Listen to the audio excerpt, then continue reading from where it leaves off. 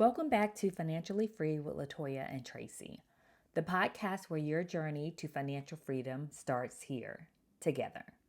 I'm your host, Latoya. Have you ever felt that tight knot in your stomach when a friend or family member asks for money and you know you should say no, but you just can't bring yourself to do it?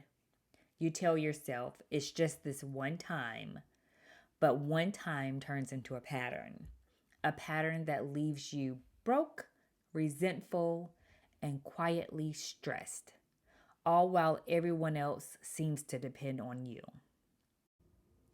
Every yes that drains your finances pushes your goals one step further away.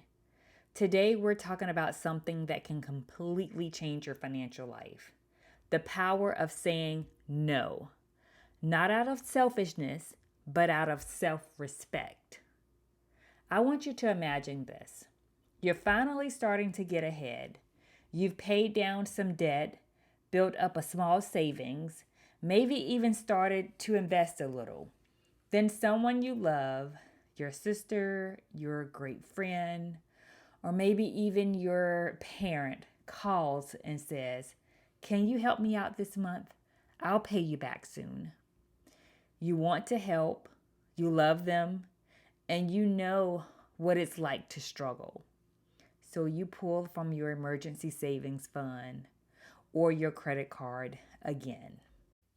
And before you know it, you're right back at square one, feeling stressed, anxious, and wondering when will it be your turn to feel financially secure. Here's the hard truth. You cannot build stability if you keep rescuing everyone else from their storms. It's not about being cold-hearted. It's about recognizing that your financial well-being is important. You can't pour from an empty wallet any more than you can pour from an empty cup.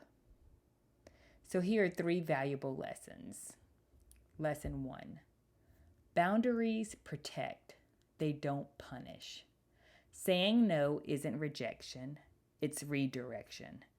You're not saying, "I don't care about you." What you're saying is, "I care about my future, and I can't compromise that right now." Healthy boundaries create room for growth for both you and the people you love. Because when you keep rescuing others financially, you're actually preventing them from learning resilience and responsibility.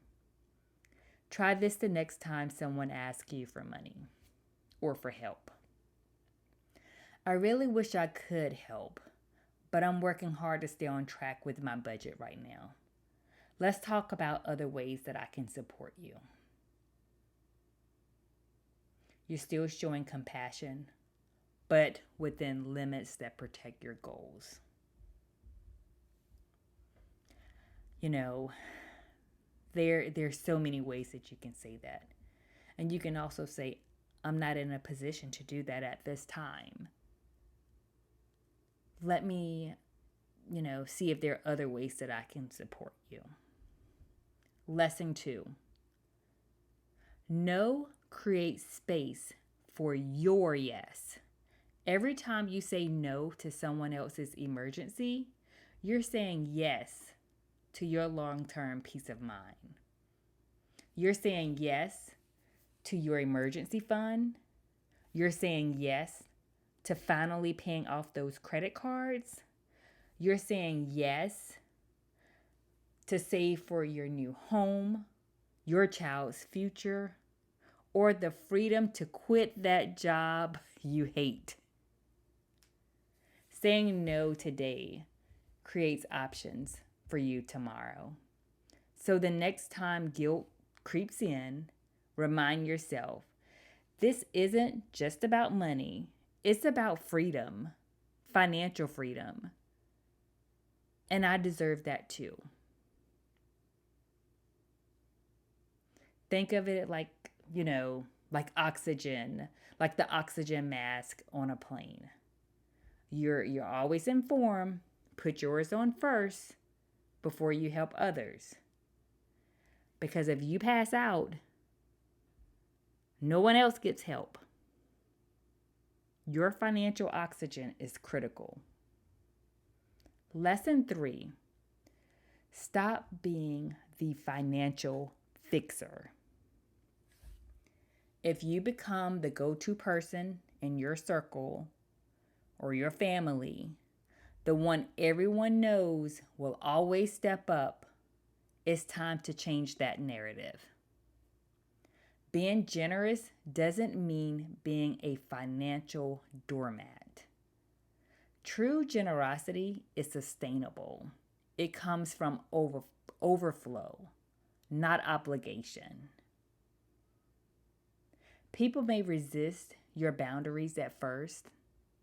They might guilt trip you, call you selfish, or act disappointed. But that is not a reflection of your worth. It's a reflection of their dependence. You're not an ATM. You are a person with goals, dreams, and every right to protect your financial peace.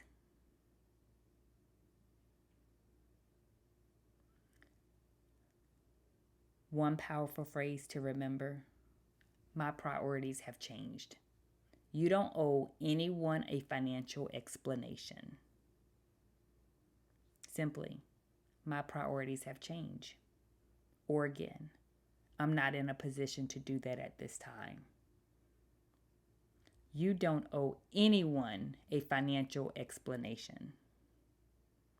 That sentence alone draws the line between your goals and their expectations. And it does so with grace. My priorities have changed. Or I'm not in a position to do that at this time. Here's the shift I want you to walk away with. Saying no isn't the opposite of love. It's a form of self-love. When you stop enabling others and start prioritizing your stability, your foundation, that lets you truly give later from strength, not sacrifice. You're not abandoning your family. You're breaking a cycle. You're not being selfish. You're being strategic. Your no today is the seed for your yes tomorrow. The yes to peace, to options, and to financial security. So here's your challenge for the week. Take inventory of where your money and your yeses are going. If you're constantly helping others at the cost of your own stability, draw one small boundary this week. Practice saying no with love and confidence. Thanks so much for listening to Financially Free with Latoya and Tracy. If this episode resonated with you, please subscribe, leave a review, and share it with someone who needs to hear that they are allowed to prioritize their peace. Let us know how you're taking control of your financial life. One powerful no at a time. Thank you. Have an amazing day.